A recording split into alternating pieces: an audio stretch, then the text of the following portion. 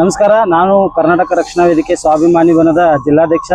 ಇವತ್ತ ಜಿಲ್ಲಾಧಿಕಾರಿಗಳಿಗೆ ಮನವಿ ಏನು ಕೊಡ್ಲಿಕ್ಕೆ ಬಂದಿದ್ದೀನಿ ಅಂತಂದ್ರೆ, ಸಮಾಜದಲ್ಲಿ ಆಯುರ್ವೇದಿಕ್ ಔಷಧಿಗಳನ್ನ ಹಲವಾರು ಜನರು ನಂಬಿದ್ದಾರೆ. ಅದನ್ನ ದುರುಪಯೋಗ ಪಡಿಸ್ಕೊಳ್ತಾ ಇದ್ದಾರೆ ಅಂಗಡಿ ಮಾಲೀಕರು. ಯಾವ ರೀತಿ ಅಂತಂದ್ರೆ, ಇಲ್ಲಿ ಬಂದಿರತಕ್ಕಂಥ ಅನೇಕ ಜನರು ಮೋಸ ಹೋಗಿದ್ದಾರೆ. ಯಾವ ರೀತಿ ಮೋಸ ಹೋಗಿದ್ದಾರೆ ಅಂತಂದ್ರೆ, ಅವ್ರ ಕಡೆ ಸಣ್ಣ ಮಕ್ಕಳು ಯಾರಾದರೂ ಕುಂಟ ಕುರುಡ ಕಣ್ ಕಾಣ್ಲಾರ್ದವರು, ಅದೇ ರೀತಿ ಬುದ್ಧಿ ಮಂದ ಇರೋ ಮಕ್ಕಳಿಗೆ ಅವ್ರು ಏನು ಮಾಡ್ತಾರೆ ಅಂತಂದ್ರೆ, ಟಾರ್ಗೆಟ್ ಮಾಡಿ ನಿಮ್ಗೆ ಔಷಧಿ ಕೊಡಿಸ್ತೀವಿ ಅಂತ ಹೇಳಿ ಒಂದು ಬೆಳಗಾವಿಯಲ್ಲಿ ಶನಿವಾರ ಕೂಟಲ್ಲಿ ಔಷಧಿ ಅಂಗಡಿ ಇದೆ. ಆ ಔಷಧಿ ಅಂಗಡಿಯಲ್ಲಿ ಕರ್ಕೊಂಡು ಹೋಗಿ ಅವ್ರ ಹತ್ರ ಹತ್ತತ್ರ 1 ಲಕ್ಷದಿಂದ ಹಿಡಿದು 10 ಲಕ್ಷದವರೆಗೂ ಅವ್ರ ಹತ್ರ ದುಡ್ಡನ್ನು इस्ಕೊಂಡು मೋಸ ಮಾಡ್ತಾ ಇದ್ದಾರೆ. मी आमच्या लहान बाळाला घेऊन मंदिरमध्ये गेलो होतो. मंदिरला बागलकोटला. त्या ठिकाणी एजंट येऊन भेटले आम्हाला. तुमचं मूल लहान असतं, एवढं काय आहे, त्याला अजून चालायला येत नाही, बसत नाही, 2 वर्षाचा मुलगा आहे. त्याने आम्हाला असं आयुर्वेदिक औषध सांगितले. ते 1-2-3 नमुन्याचं झाडाचा पाला वगैरे हे करून मिश्रण करून खोबरेल तेलामध्ये मिक्स करून इकडं अमृत कलश या ठिकाणी घेऊन यायला सांगितले. तिथं येऊन मिक्स करून दिल्यानंतर त्यांनी अमाऊंट सुरुवातीला काय सांगितले नाही. नंतर एकदम 70,000 रुपये त्यांनी अमाऊंट सांगितले. 1-2 महिने लावा, नंतर त्याला 2-3 महिने मुलगा तुमचा रेडी होते म्हटले. तरी लावून पण 6 महिने झाले तरी काही फरक नाही आहे. आमचा मुलगा हाताला प्रो कबड्डी खेळते वेळी मार लागलेला.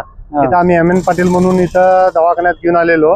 दवाखान्याच्या समोर ते एक एजंट आले आणि त्यांनी सांगितलं की हे दवाखाना करायची काही गरज नाही, तुमचा जर का हात चांगला व्हायचा असेल तर 15 दिवसात किंवा 1 महिन्यात आम्ही चांगलं करून देतो. आणि अमृत कलश आयुर्वेदिक आमचा दवाखाना आहे, तिथं तुम्ही जावा, तिथं औषधं घ्या आणि औषधं घेतलं तर 1 महिन्यात किंवा 2 महिन्यात तुमचं पूर्णपणे हात बरा होतोय. परत तुम्ही 1-2 महिन्यात जशी तुम्ही पहिला तुमचा मुलगा कबड्डी खेळतोय तसा परत खेळायला लागेल असं म्हणून त्यांनी पहिला आम्हाला औषधाच्या किमती सांगितल्या नाहीत. पण तिथं जाऊन आम्हाला एक तेल आणायला सांगितले, खोबरेल तेल. आणि त्या खोबरेल तेलात पहिला 2,000चं औषध, नंतर 4,000चं, 10,000चं असं करून शेवटचं औषध 75,000चं असं करून त्यांनी 1,23,000ची औषधं त्या तेलामध्ये मिक्स केले. आमच्याकडे एवढी अमाऊंट नाही म्हटल्यानंतर त्यांनी त्याला डिस्काउंट एक 10-15,000 देऊन 1,11,000 रुपये असे त्याने आमच्याकडनं पैसे घेतले. पैसे नाहीत म्हटल्यावर तुमचा मुलगा महत्त्वाचा, तुम्ही कबड्डीला खेळवणार हे महत्त्वाचं काय, तुम्हाला पैसे महत्त्वाचे असं म्हणून विचारले आणि त्यांनी आमच्याकडनं पैसे काढून घेतले. त्यानंतर ते औषध जवळपास आम्ही 2-3 महिने लावलं, पण त्याचा काही उपयोग झाला नाही. त्यानंतर आम्ही दवाखान्याची पण ट्रीटमेंट सोडलो. त्यामुळे आजपर्यंत आमचा मुलगा आत्ता पण कबड्डी खेळला नाही. आमचं फार मोठं नुकसान या ಆಯುರ್ವೇದಿಕ್ವಾಲ್ಯಾನಿ केलेलं आहे. ನಾವು ನಮ್ಮ ಹುಡುಗನ ತೋರ್ಸಕ್ಕೆ ದೊಡ್ಡ ಕೇಳಿಗೆ ಹೋಗಿದ್ರಿ. ಅಲ್ಲಿ ಅವ್ರು ಭೇಟಿಯಾಗಿದ್ರಿ ಏಜೆಂಟ್. ಅವ್ರ ನಮ್ಮ ಅಪ್ಪಾರ ಫೋನ್ ಹಚ್ತಾರ ಸಂಜೆಗೆ ಅಂತ ಹೇಳಿ 9 ಗಂಟೆಗೆ ಫೋನ್ ಹಚ್ಚಿರಿ. ಅವ್ರ ನಮ್ಗ ಹುಡುಗ ಹಂಗೈತ್ರಿ, ನಮ್ದು ಕಮ್ಮಿ ಆಗೈತ್ರಿ. ಅಲ್ಲ, ಹುಡುಗ ಏನಾಗಿತ್ತು ಅಂದ್ರೆ ನಮ್ದು ಹುಡುಗ ಮಾತಾಡಂಗಿಲ್ರಿ. ಅದ್ರ ಸಂಬಂಧ ನಾವು ಔಷಧ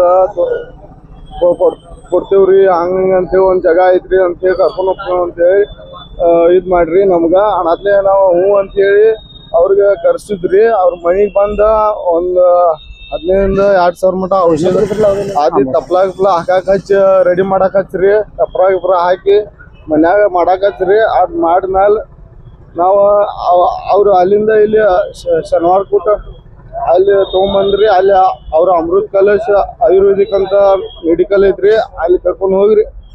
ಅದ ಔಷಧಿಗಳು ಹಾಕ್ರಿ. 1 ಗ್ರಾಮ್ಗೆ 15,000, 1 ಗ್ರಾಮ್ಗೆ 7,500 ಹಿಂಗೆ ರೇಟ್ ಅದಾವ್ರಿ. ಅವರು ಅದೆಲ್ಲ ಔಷಧ ಹತ್ರ ಹಾಕಿದ್ರಿ. ಜಾಸ್ತಿ ಆದ್ರೆ ಜಾಸ್ತಿ ಹಾಕಿದ ಅಮೌಂಟ್ ಆದ್ರೆ ಕೇಳಿಲ್ರಿ. ಅವ್ರು ಹಾಕಿದ್ರಿ.